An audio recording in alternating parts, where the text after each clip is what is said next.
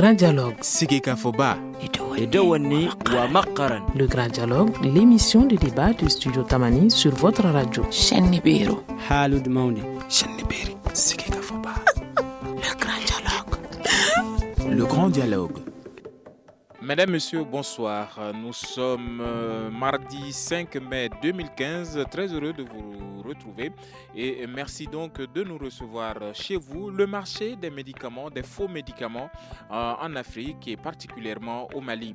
Les causes et également les dégâts que ces médicaments causent en termes de santé publique et de pertes en termes fiscaux. Nous allons voir tout cela avec nos invités. Moussa Goro-Dial, vice-président de l'Ordre des pharmaciens du Mali. Madame Koulibaly Salimata Diarra est en cours de chemin. Elle est la présidente de l'Association des consommateurs du Mali. Nous avons également Dr Al-Mustafa Maïga, chef de service du laboratoire de l'hôpital Gabriel Touré, et au téléphone Anaïs Autin, journaliste de BBC, auteur donc d'un rapport sur le phénomène que nous allons joindre depuis Dakar. Je suis Famoussa Sidibé et Mamadou Ouattara est à la technique. Plus de 120 000 d'enfants africains sont morts en 2013 à cause de faux médicaments pires. La contrefaçon représenterait 30% des traitements sur le continent. Toujours en Afrique, le tiers des médicaments contre le paludisme, maladie la plus mortelle du continent, est constitué de faux, une proportion qui peut monter de 40% au Ghana et au Cameroun, voire près de 60% au Nigeria, selon les experts. Alors, docteur Moussa Goro-Dial, vous êtes vice-président de l'Ordre des pharmaciens du Mali. Dites-nous si vous confirmez ces chiffres. Merci. Bonsoir à tous les auditeurs de Radio Tamani et ses radios affiliées. Effectivement, ce qui est sûr aujourd'hui, ce phénomène est un phénomène plus que mondial aujourd'hui. Et il se retrouve surtout dans les pays dont le pouvoir d'achat est faible. Et également là où le problème de prise en santé publique pose énormément de problèmes. Et donc, c'est des chiffres, effectivement, pour certains pays, ça va même au-delà de ça, au-delà des chiffres de pourcentage qui ont été dits. Et de façon générale, nous savons qu'en Afrique, comme les pays comme le Nigeria, la Sierra Leone, la Guinée, et nous aussi, on n'est pas épargnés. Et les chiffres sont énormément, c'est vraiment des chiffres faramineux. Alors, nous avons en ligne depuis Dakar Anaïs Autin. Anaïs, vous êtes journaliste à BBC. Bonsoir. Bonsoir. Alors, dites-nous ce que vous avez mené comme étude sur le phénomène. Alors, d'après mon étude, c'est vrai que c'est un phénomène qui est en pleine expansion, le trafic donc de faux médicaments. C'est un phénomène qui rapporte beaucoup, surtout, donc qui peut expliquer donc cette expansion, parce qu'il faut savoir que donc d'après les gens que j'ai interrogés, le trafic de médicaments rapporte plus que le trafic de drogue. Donc ce sont vraiment des sommes énormes. Ce serait 25 fois en fait plus rentable que le trafic de drogue. Alors aujourd'hui, on parle largement de cette question sur une bonne partie sur le continent de façon générale. Dites-nous quels sont les pays qui ont été que vous avez sillonnés pour mener cette étude. Alors moi, je me suis concentrée principalement sur le Sénégal, comme je suis basée au Sénégal, mais j'ai eu à parler à des gens qui ont travaillé également en Gambie et aussi en Mauritanie. Mais c'est vrai qu'ils étaient plus spécialisés sur le Sénégal, donc je peux parler plus précisément du Sénégal aujourd'hui. Alors, si on voit le phénomène, c'est des médicaments contrefaits, mais des médicaments qui ne sont pas du tout dans la ligne régulière de médicaments fournis par les pharmacies. Alors, est-ce qu'il y a un écart conséquent entre ces médicaments qui proviennent donc des chaînes ordinaires, mais qui ne sont pas de vrais médicaments, et ces médicaments qui sont totalement en dehors de la chaîne classique? Alors, ces médicaments, en effet, ce qu'on appelle les faux médicaments, c'est-à-dire que c'est des médicaments déjà dont on ne sait pas tout à fait la provenance. Donc c'est vrai qu'il est très difficile de dire ce qu'il y a exactement dans ces médicaments. Mais ce qui est sûr, c'est que les dosages ne sont pas forcément respectés de ce que nous ont dit les pharmacistes et que des fois, ils mélangent aussi la composition des médicaments, ce qui en fait des médicaments très dangereux de ce qu'ils nous ont dit. Donc. Merci beaucoup Anaïs Sautin. Je rappelle que vous êtes journaliste à BBC et vous intervenez depuis Dakar. Restez avec nous pour la suite de cette émission. Nous avons un médecin avec nous, le docteur Al-Mustafa Maïga. Vous êtes chef de service donc du laboratoire de l'hôpital Gabriel Touré. Quelle est l'ampleur de ce phénomène-là justement sur la santé publique de façon générale, de façon particulière à l'hôpital Gabriel Touré? Merci beaucoup Famara. Et je dis bonjour aussi à vos auditeurs. Alors, je corrige juste que je suis pharmacien. En fait, je suis pharmacien virologue. Donc, du coup, cette question, ça m'interpelle beaucoup. Au premier plan. Et en réalité, le phénomène, il est difficile de le cerner dans nos structures hospitalières aujourd'hui au Mali. On a un gros problème parce qu'on a un problème sur la réglementation. La réglementation et le contrôle. Parce que nous, au niveau des hôpitaux, on reçoit des médicaments qui viennent de partout. On a une liste de médicaments qui forcément on va les acheter au niveau de la pharmacie populaire du Mali, la PPM. Ça c'est le schéma d'approvisionnement, le schéma directeur d'approvisionnement qui existe là. Mais il y a des fournisseurs qui nous fournissent des médicaments. Et souvent, comme vous le savez, ces médicaments, certains ne sont pas contrôlés. On n'a pas de moyens de contrôle. Les moyens de contrôle qu'on a, c'est les moyens de contrôle visuel, on regarde les lots, on regarde les dates de péremption. Et les fossoyeurs, ils sont tellement ingénieux, ils sont tellement sophistiqués qu'ils arrivent à te fabriquer des médicaments identiques sur les plans des boîtes, sur les plans des comprimés, sur les plans de la présentation. Tout est identique. Donc nous, on a du mal souvent à évaluer le phénomène. Mais qu'est-ce que nous, on voit en réalité? On voit régulièrement à l'hôpital que pour des infections banales, les gens meurent. Et qu'on donne des antibiotiques pourtant qui sont censés être efficaces et que ça ne marche pas. Ça ne marche pas sur le patient. Vous faites un antibiogramme pour voir si ces antibiotiques, c'est le patient qui est malade de bactéries, si les bactéries sont résistantes ou pas aux antibiotiques. Tu trouves que non, il y a des bactéries qui sont bien sensibles à ces antibiotiques-là. On donne des antibiotiques, mais les malades, ils meurent. Donc, qu'est-ce que ça veut dire? Probablement, il y a beaucoup de questions qu'on se pose parce que nous, on ne contrôle pas le circuit d'approvisionnement, on ne contrôle pas comment est-ce que les médicaments, et jusqu'à arriver à l'hôpital, on ne contrôle pas parce que les médicaments ont des degrés de température sur lesquels ils doivent être conservés. On ne contrôle pas tout ça, on n'a pas de maîtrise là-dessus. Donc, la question, c'est où? Est-ce que c'est les faux médicaments? Est-ce que c'est... Il y a beaucoup de questions qui restent à poser. Oui. Alors, nous allons retourner à Dakar, retrouver Anaïs Sautin, journaliste à BBC. Anaïs, dites-nous de quel pays nous viennent ces médicaments? Alors, de ce que l'on sait, comme je le disais tout à l'heure, la provenance est assez difficile en fait à cerner, mais il y aurait beaucoup de médicaments en provenance d'Inde et de Chine. Donc, c'est les deux pays qui apparemment seraient des grands fournisseurs de médicaments. Alors, on l'a vu également, ces médicaments partent souvent de Guinée et voire même du Nigeria. Quel est le rôle donc du Nigeria par rapport à la fourniture donc des pays de l'Afrique de l'Ouest? Est-ce que vous avez une idée? Alors là, par contre, je n'ai aucune idée puisque je me suis concentrée, comme je vous le disais, sur le Sénégal. Et donc, par rapport au Nigeria, non. Par contre, là, je n'ai aucune idée. Alors, ces médicaments pullulent dans la plupart des pays africains. Qu'est-ce qui fait, selon vous, qu'est-ce qui donne cet engouement des populations pour ce genre de traitement? Alors, tout d'abord, je pense que c'est l'attrait du prix, en fait, mais parce qu'il est considéré comme moins cher, ce médicament de la rue. Pourtant, les pharmaciens ont insisté sur le fait que ce n'était pas forcément moins cher dans la rue, mais parce que les gens ont tendance à acheter ces médicaments à l'unité, ils vont plus facilement aller vers les médicaments de la rue. Pourtant, avec la promotion, le développement des médicaments génériques maintenant en pharmacie, il se trouve que finalement, les prix sont les mêmes en pharmacie ou dans la rue. Donc il y a cet aspect prix, cet aspect de cherté de la vie que les gens vont avoir plus tendance plus tendance à partir chercher des médicaments dans la rue. Donc c'est surtout l'aspect prix. Alors, nous l'avons vu, c'est la pauvreté qui pousse la majeure partie des populations en Afrique à avoir recours donc à ces médicaments. Docteur Gouro Dial, vous êtes vice-président de l'Ordre des pharmaciens du Mali. Est-ce qu'il y a une autre cause en plus de ce qui vient d'être dit par Anaïs Sautin? Oui, d'accord. Merci. Permettez-moi juste avant d'arriver à cette question pour revoir un peu ce qui a été dit pour apporter un complément par rapport à mon confrère.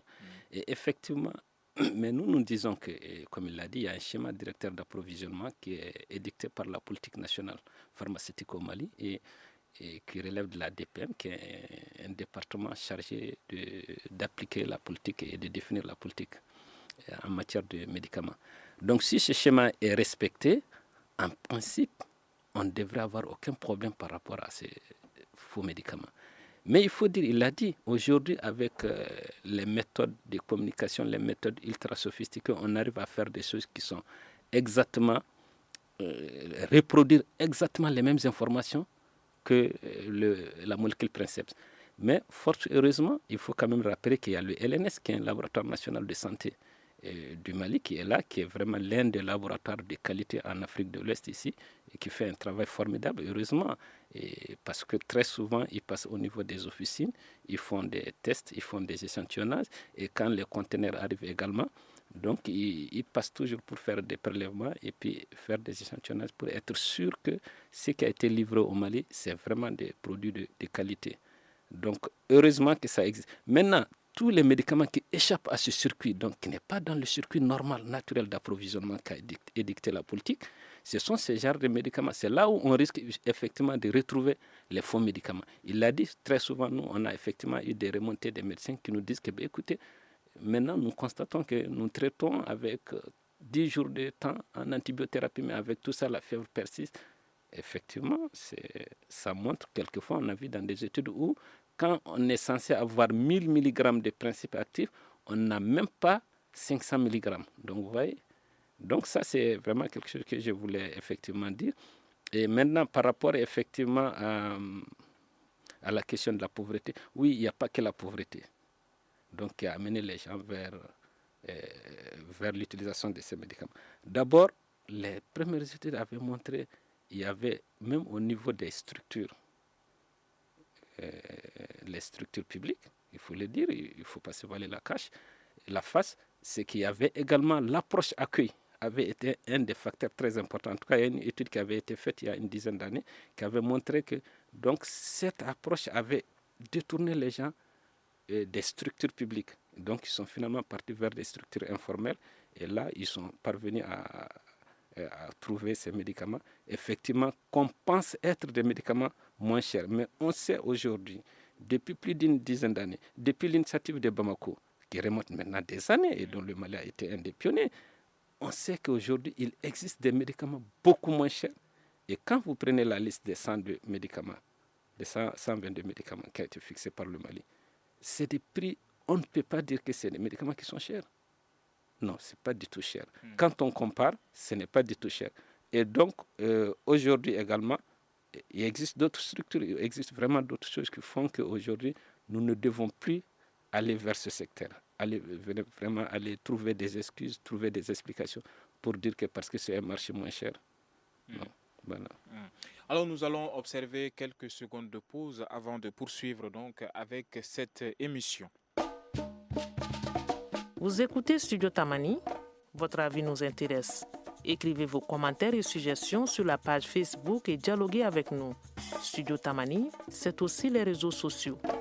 Les réseaux sociaux, notre page Facebook est à votre disposition et également notre compte Twitter pour réagir face à ce que vous entendez à travers nos 20 stations partenaires à travers tout le pays. Alors aujourd'hui, le Grand Dialogue réfléchit sur l'infomédicament, l'ampleur donc du phénomène, les causes et les dégâts dans le pays. Nous avons pour cela 3 invités pour en parler. Malheureusement, la présidente donc de l'association des consommateurs du Mali n'a pas pu faire le déplacement. On me fait signe qu'elle est là, elle est donc à la régie.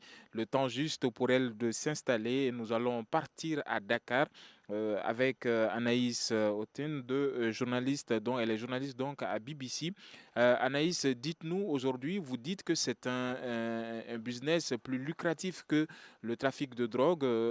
Aujourd'hui, les plus grandes firmes dans les capitales donc, des pays africains se ravitaillent souvent sur ce genre de marché. Est-ce que c'est le cas, vous avez constaté un cas similaire, des cas similaires donc, au cours de votre enquête?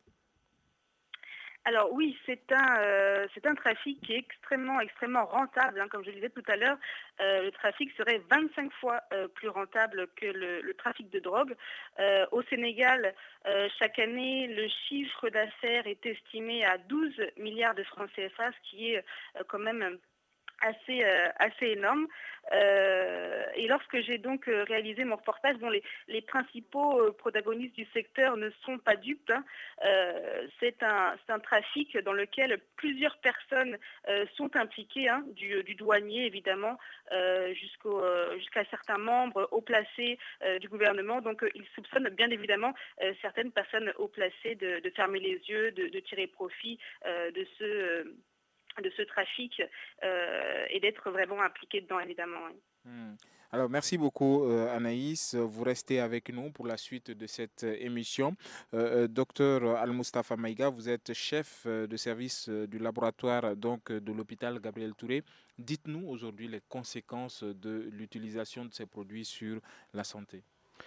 Alors, les conséquences sont énormes. C'est vraiment dramatique quand on regarde un peu ce qui se passe et quand on lit un peu ce qui se passe dans la littérature. Il a été reporté vraiment qu'il y a sur toutes les maladies, presque toutes les maladies, mais les fossoyeurs, ils sont très ingénieux.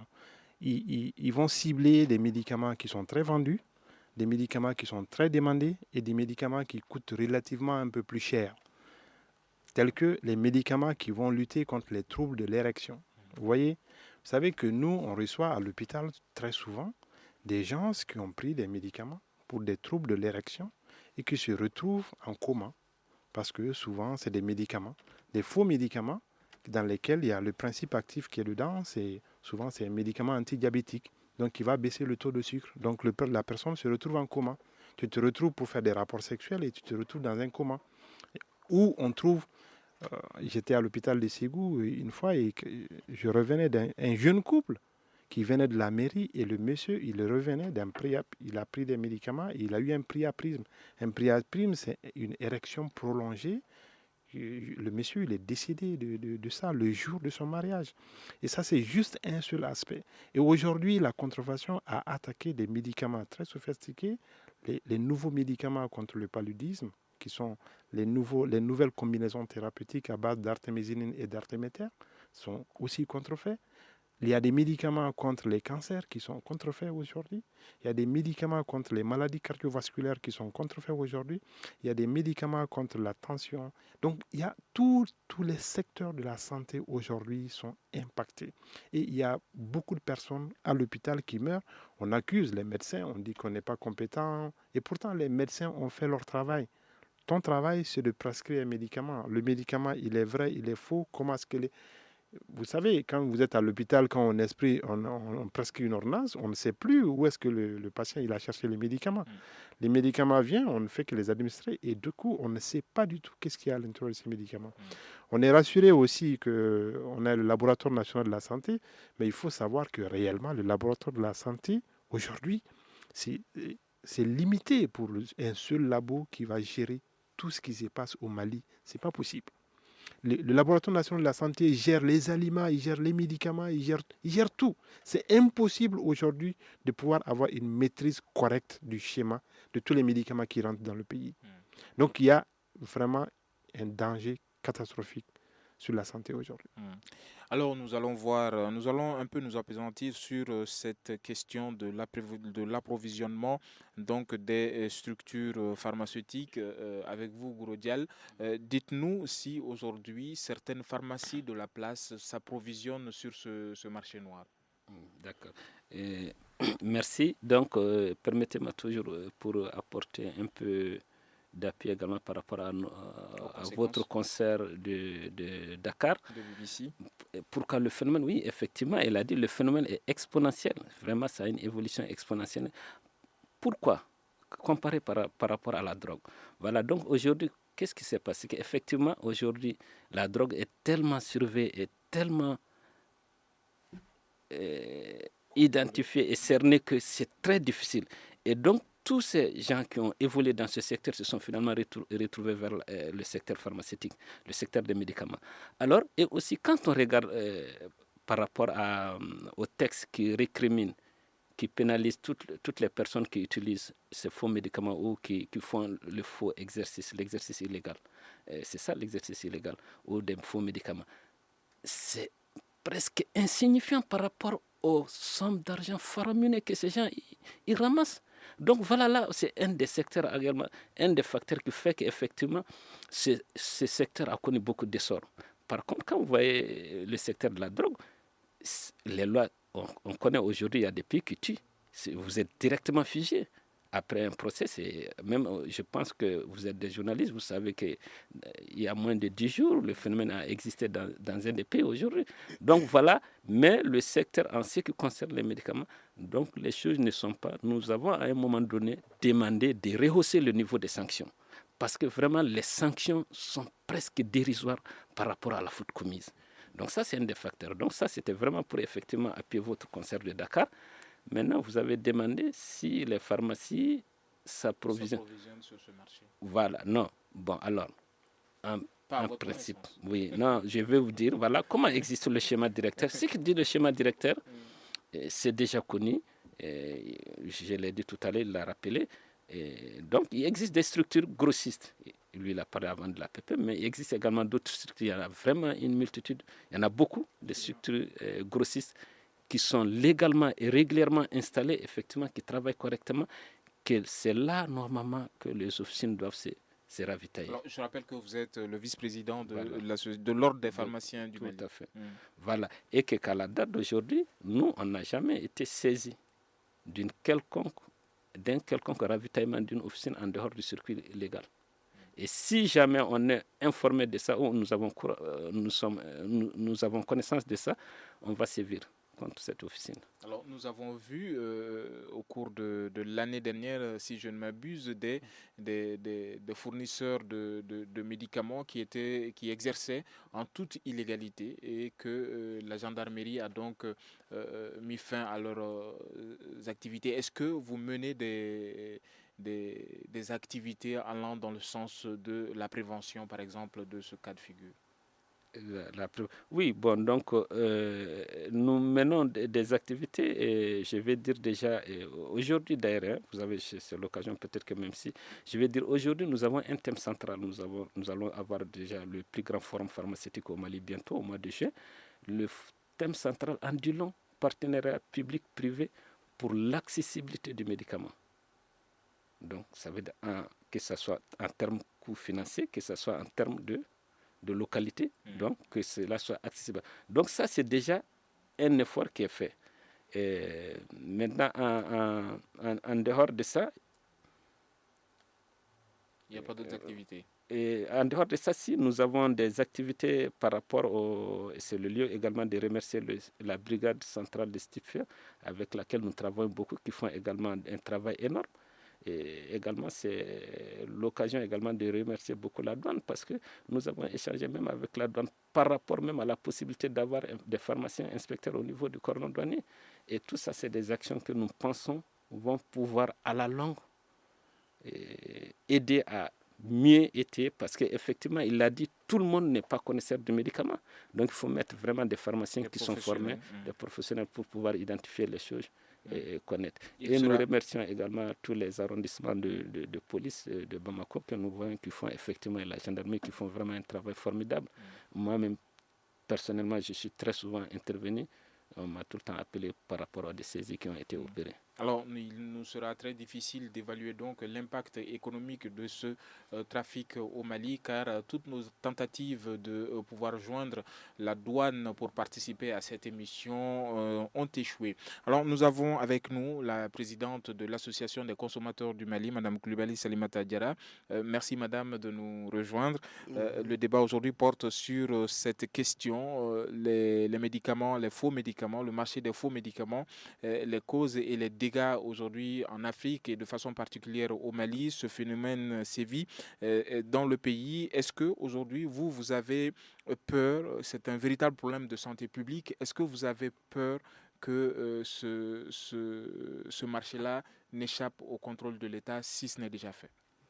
Merci Studio Tamani. Je m'excuse pour le retard encaissé. En fait, j'étais sur un dossier. Vous êtes excusé. Bon. Moi, je pense que la situation est très, très difficile. Parce que ça fait des années qu'on est sur cette question. Et peut-être ils l'ont dit avant moi, je n'étais pas là. S'il n'y a pas une coalition forte sur la question, pour gérer la question, je crois qu'un seul pays n'est pas à même de le gérer. Donc, il faut une coalition, soit à travers, dans un premier temps, les pays de l'UMOA, pour étendre aux pays de la CEDEAO, parce que le Nigeria est un bon passage pour la matière. Donc, je pense qu'il ne l'a pas dit tantôt, il y a la direction de la pharmacie aussi, qui travaille et qui fait souvent des destructions, je crois, de pas mal de produits, avec qui, en tout cas, les consommateurs travaillent beaucoup. On a participé à un atelier, je crois que c'était en 2014, sur la brigade des stupéfiants, mais nous ne sommes plus associés à leur activité. Mais moi, je pense que quand il a parlé de Gabriel Touré, ça m'a donné une idée. Je ne pense pas que cela soit contraire à la privatisation du secteur. Nous sommes en France, le système est bien privé, mais dans un hôpital, il n'y a pas de produits importés par le malade. Le malade est servi à l'hôpital. Quand le malade est à l'hôpital, il n'est servi que par l'hôpital. Il n'achète pas à l'extérieur pour amener au docteur. Tout est fourni à partir de l'intérieur. Il faut que nous puissions donc trouver un système qui puisse être établi au niveau de chaque hôpital pour qu'au moins ce qui vous arrive là ne puisse pas arriver. À l'intérieur de l'hôpital, c'est inadmissible. On doit prendre le maximum de précautions pour que, en tout cas, sous votre responsabilité, il n'y ait pas de dégâts de ce genre. Donc, les ordonnances qu'on donne à l'extérieur, j'ai vécu l'expérience il y a quelques mois avec ma cousine qui a eu une fracture de genou, de la cheville. Je suis allé directement à Gabriel Touré d'ailleurs, mais on a tout fait. Ils ont prescrit le produit. Moi, je suis allé acheter le produit à la pharmacie qui est la plus proche de vous, c'est-à-dire Sissoko. Ils se sont débrouillés, c'est leur prescription, je n'ai pas acheté autre chose, je me suis fié à l'ordonnance, mais à notre retour à la maison, ils ont fait en sorte de changer le plâtre contre ce qu'eux, ils ont à vendre au sein de l'hôpital. Ça, c'est des pratiques. Alors que c'est eux qui ont prescrit, je n'ai pas prescrit, j'ai suivi la prescription, mais comme je connais Sissoko depuis longtemps, j'ai dit, bon, je vais acheter là-bas. Et ça veut dire que, en tout cas, au niveau des structures socio-sanitaires, il nous faut oser et prendre les mesures adéquates. Et vraiment, il y a lieu que, à ce niveau, le conseil de l'ordre des médecins, tout comme l'ordre des pharmaciens, l'ordre des pharmaciens, il faut le dire, il est en train d'évoluer très positivement depuis un temps, parce que je les suis de près. Ils m'invitent souvent à leur truc. Ils sont en train de... Mais l'ordre des médecins, il y a beaucoup à dire.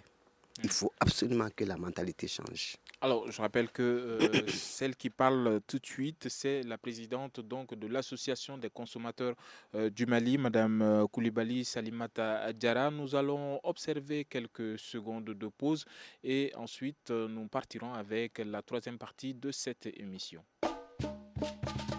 Une réaction, un avis, un commentaire. Réagissez sur la page Facebook de Studio Tamani et restez connectés avec nous. Studio Tamani sur les réseaux sociaux pour vous faire entendre.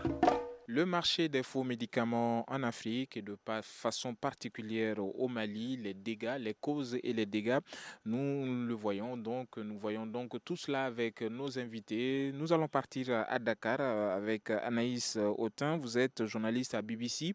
Anaïs, dites-nous si aujourd'hui ce marché souffre de la complicité de la population. Alors, s'ils souffrent de la complicité de la population, c'est sûr qu'il y a beaucoup de gens qui se fournissent au niveau des vendeurs de rue. Ce qui est vraiment dommage et ce qui a été souligné par l'Ordre des pharmaciens au Sénégal, c'est surtout que les marchés où justement ces faux médicaments sont vendus sont bien connus du public, bien connus des forces de police et ces personnes ne fait rien par rapport à ça. Donc c'est vraiment ça qui est dommage. Si on peut parler de complicité, je ne sais pas, mais en tout cas les lieux de vente des faux médicaments sont bien connus de tout le public et tout le monde sait où aller se ravitailler. C'est pas un secret, tout le monde le sait et tout le monde y va. Donc c'est surtout ça. Et puis du côté des pharmaciens, comme le disait votre collègue, c'est surtout qu'ils veulent renforcer les sanctions contre les coupables du harceleur aux vendeurs. Et ça aussi, on en parle beaucoup, ça fait des années qu'on en parle et c'est toujours la même chose. Aujourd'hui au Sénégal, si quelqu'un est attrapé, c'est 15 à 20 jours de prison et c'est entre 20 000 et 100 000 francs CFA d'amende. Donc c'est vrai que c'est pas assez. Alors, merci beaucoup Anaïs. Je rappelle que vous êtes journaliste à BBC et vous intervenez depuis Dakar. Alors, docteur Al-Mustafa Maïga, vous êtes chef de service du laboratoire de l'hôpital Gabriel Touré.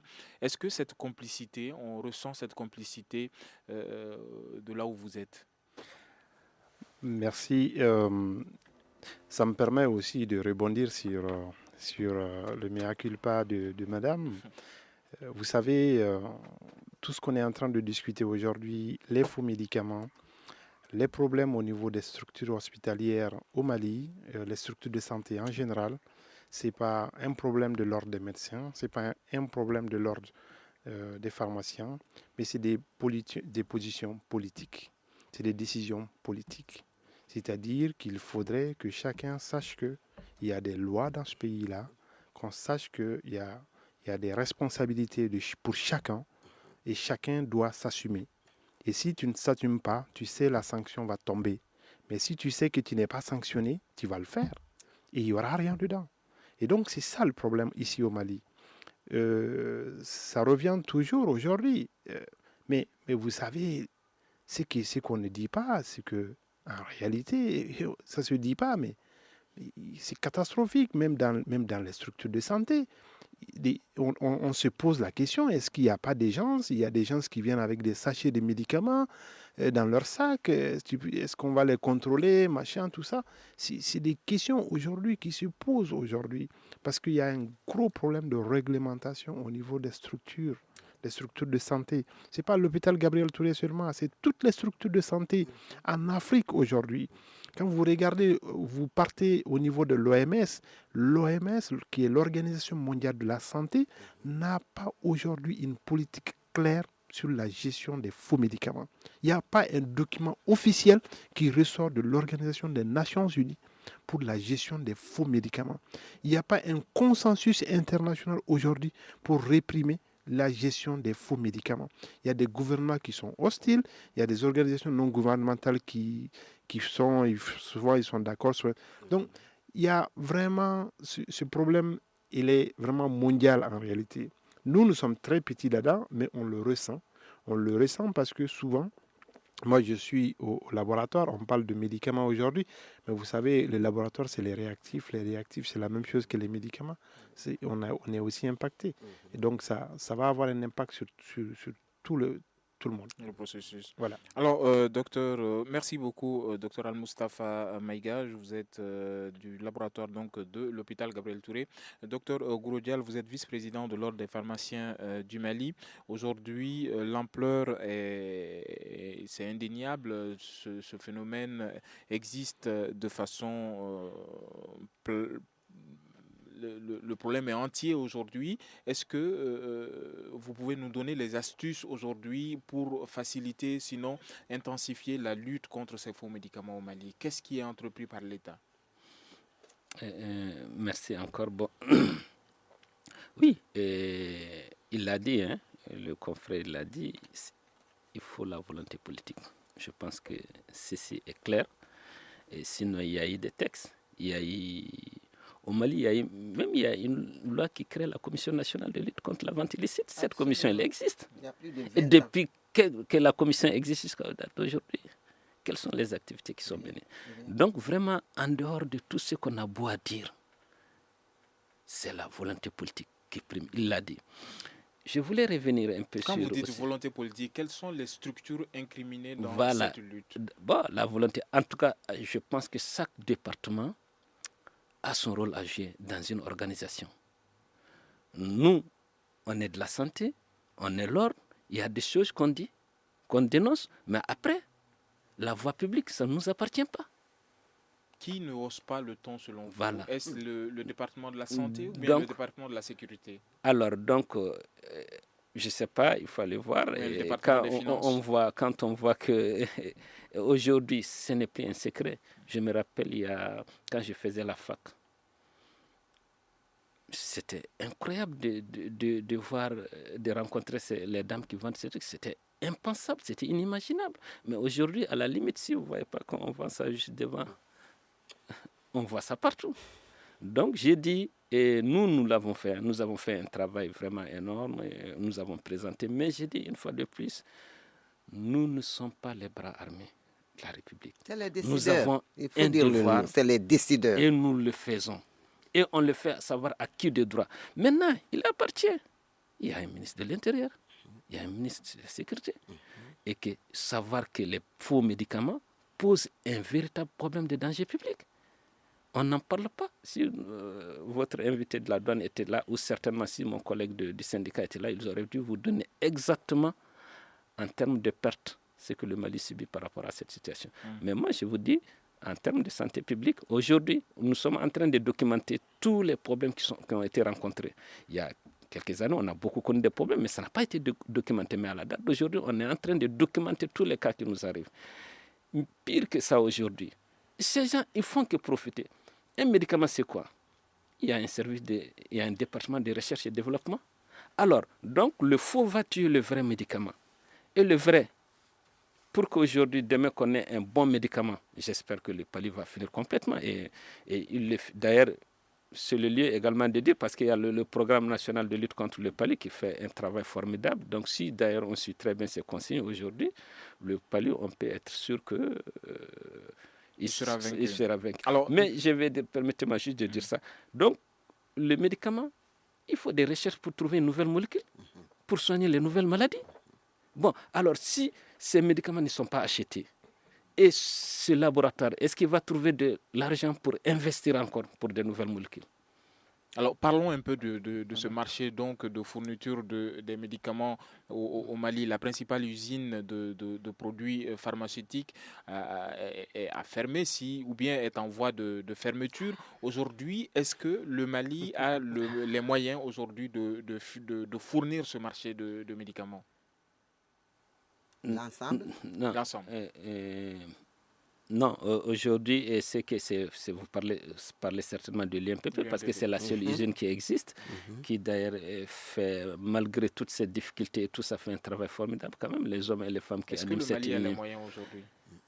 Non, cette usine a beaucoup besoin aujourd'hui d'être... Donc le pays n'a pas le moyen? Non. D'accord. Nous allons partir à Dakar, rejoindre notre consoeur de la BBC, donc Anaïs Autain. Dites-nous, Anaïs, vous êtes auteur d'une enquête sur justement ce marché des faux médicaments. Vous intervenez depuis Dakar. Dites-nous quelles sont les difficultés, les insuffisances que votre enquête a révélées et à quel département faut-il attribuer ces insuffisances dans le cadre de la lutte, bien entendu, contre ces faux médicaments? Alors les insuffisances, évidemment, comme le soulignait mon collègue juste avant, c'était surtout au niveau du renforcement des sanctions contre les coupables, comme on l'a bien souligné, et qu'il faut surtout une volonté politique, évidemment, derrière. Après, la police, de son côté, les autorités de leur côté font ce qu'elles peuvent pour effectivement lutter contre les faux médicaments, c'est-à-dire qu'il y a des opérations coup de poing qui sont menées dans ces quartiers, mais de manière sporadique, et puis également des opérations de sensibilisation. Au niveau maintenant de l'industrie pharmaceutique, ce qui se passe pour l'instant pour le Sénégal, c'est que l'industrie se développe peu à peu. Ce qu'il manque surtout, c'est des capitaux. Pour l'instant, l'industrie pharmaceutique sénégalaise est simplement capable de répondre à de 15 à 20% des besoins de la population, qui n'est pas assez. Donc du coup, doit importer le reste de ces médicaments. C'est-à-dire 75%, 80% du reste est à importer.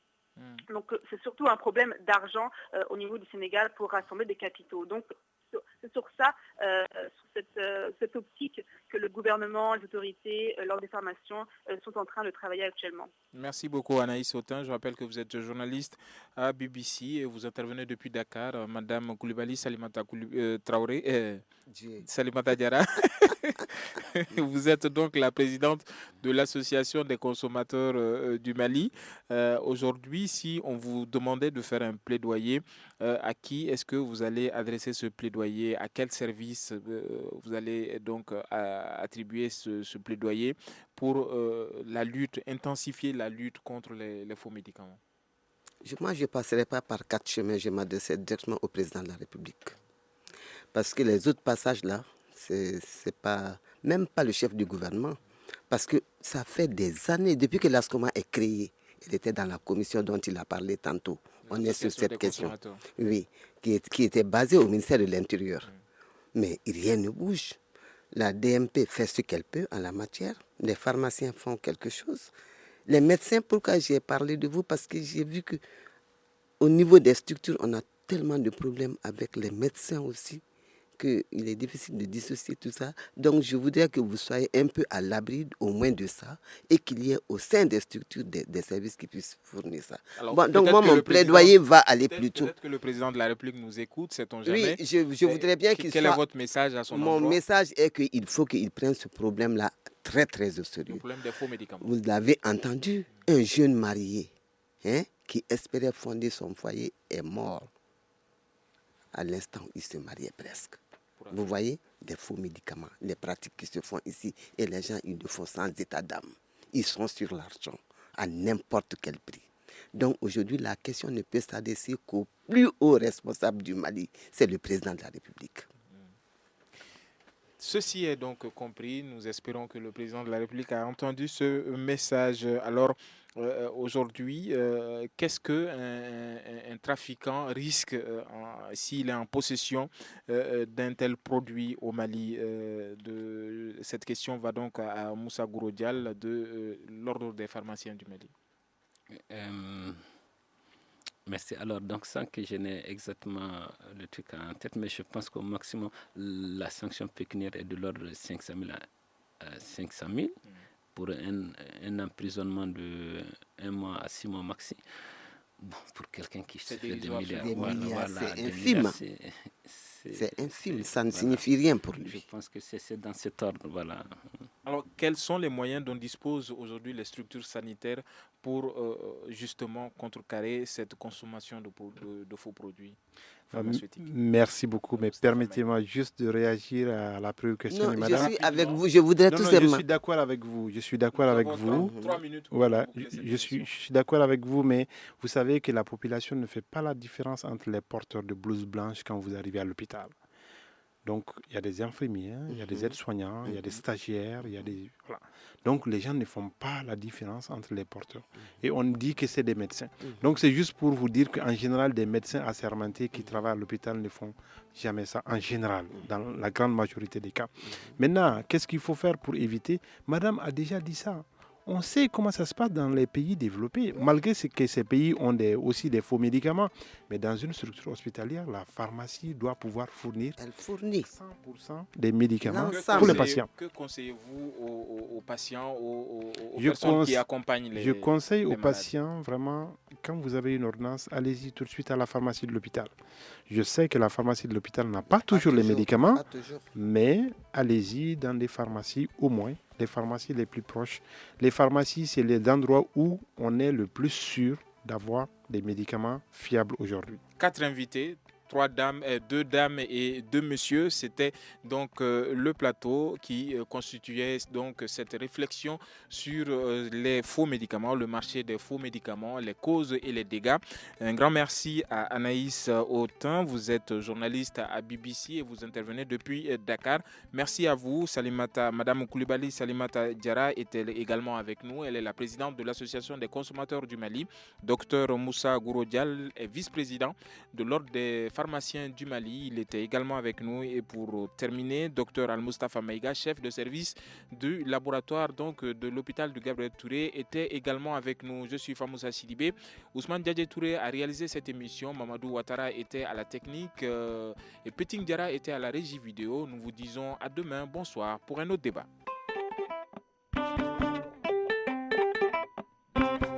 Le grand dialogue.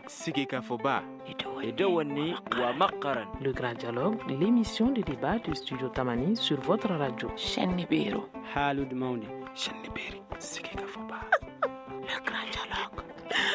Le grand dialogue.